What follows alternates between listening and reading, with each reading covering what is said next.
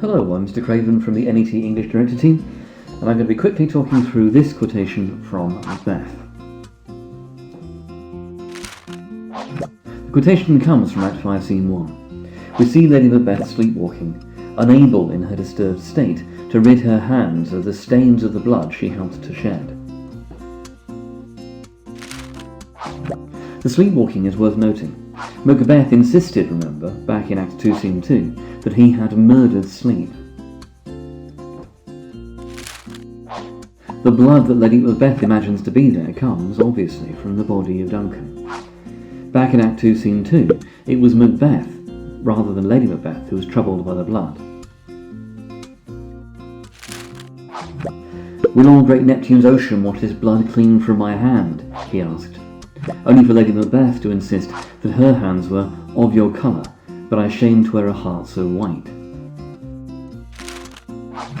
The blood on Lady Macbeth's hands comes not from the murder of Duncan. After all, she couldn't bring herself to do it. Instead, it's from replacing the daggers and smearing the faces of the grooms.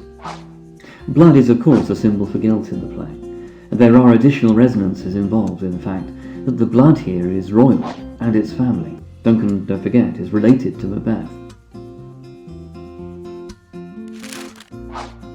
Lady Macbeth's inability to clean her hands represents the impossibility of her escaping her guilt over murdering her guest, her husband's cousin, the king, of framing the guards, of manipulating and exploiting her husband's weaknesses, and of, in terms of the original context at least, transgressing the boundaries of her gender.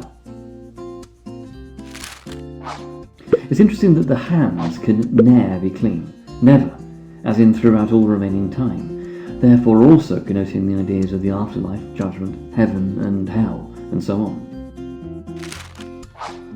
It's also interesting that it's a question, this controlling, dominating, manipulative figure, brought down to the point where she cannot even control herself.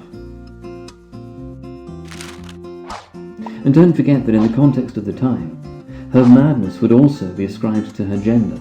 Women, however much they may pretend otherwise, so the thinking went, were not as emotionally resilient, as physically strong or psychologically strong, as balanced as men. And so, Eve-like, Lady Macbeth is burdened with sin, even to the point here where she kills herself. This is, don't forget, the last time that we ever see her.